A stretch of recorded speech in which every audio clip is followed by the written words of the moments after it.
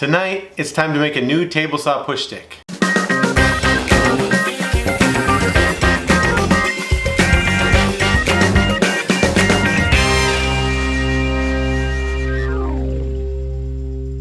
The first time I saw a push stick like this was probably when I was in high school shop class.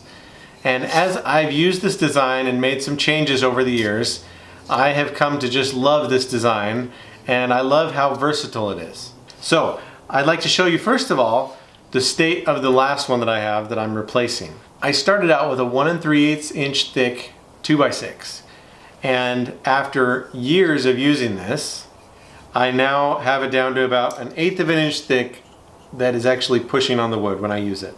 But still, I haven't had any problems with it. This is what I call a sacrificial push stick, which means I'm totally fine cutting into pieces. I'm fine if the table saw runs over it. I'm fine if there's flaps and things that come out. That's okay, because that's part of the design. The benefit of a sacrificial design is that you make it cheap, you make it out of scrap material, and you make it so that it's wide enough that it can push whatever it needs to through the table saw blade. So I don't have one of the grippers or any of the other jigs or things to cut real thin blocks. What I do have is a piece of scrap wood that I am okay cutting into. So if I'm going to cut an 1/8 inch thick piece of edge banding or something, I'm going to set that to 1/8 inch wide, and I'm going to cut right through my push stick. And then for the next thing, if it needs to be wider, I'm going to do the same thing. Now, I've used this same push stick for probably about 2 or 3 years now. And yeah, it cuts a little bit out of the end, but it still is holding together. It's still working. I'm just concerned that one of these days I'm going to cut through this piece, and at that point, I'm going to need to replace it regardless. So what we're going to do tonight is we're going to make a new one of these out of a scrap piece of 2x6. Let's get started. First, I'm going to cut the board to 10 inches long on my miter saw. On my table saw, I then cut it down to about 5 inches wide. So now I have a 10 inch by 5 inch board. This makes it so I have a nice smooth surface for the bottom of my push stick. The next step is to cut the notch on the bottom of the board. The key to make this straight is to cut as far as you can on the table saw. Keep it in mind that there is a radius on the table saw, so it cuts more on the bottom of the blade than it does on the top. I cut this about 7 to 8 inches deep.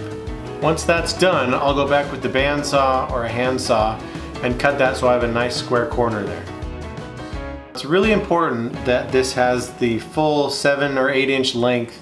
That is the flat part that will be pressing down on your board as you're pushing it through your table saw. This provides a great safety feature to hold that board down really well so that it's not going to pop up. And I've never trusted the push sticks where it's just the point touching your board. That seems precarious to me. So this gives me much more control of the board going through the table saw. I drilled a hole in it that's 1.5 inches in diameter, so I can easily fit at least 2 fingers in there. That hole is crucial to be able to hold on to the push stick when you need to, and to pick it up quickly if you're trying to grab it while you're cutting a board through the table saw. After that, you can take it over to the bandsaw or a jigsaw and cut out whatever contour you want along the top.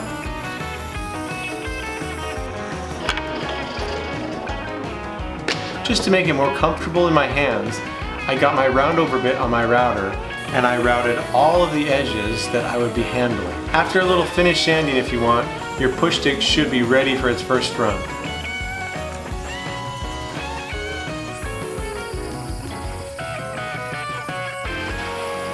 I really like how this turned out. It's simple, very straightforward, it's out of scrap wood, and you can make it in an hour or less. The main job of a push stick is to keep you safe and keep your hands away from the blade. So make yourself a sacrificial push stick, and the table saw will cut the push stick and not your hand. See you next time.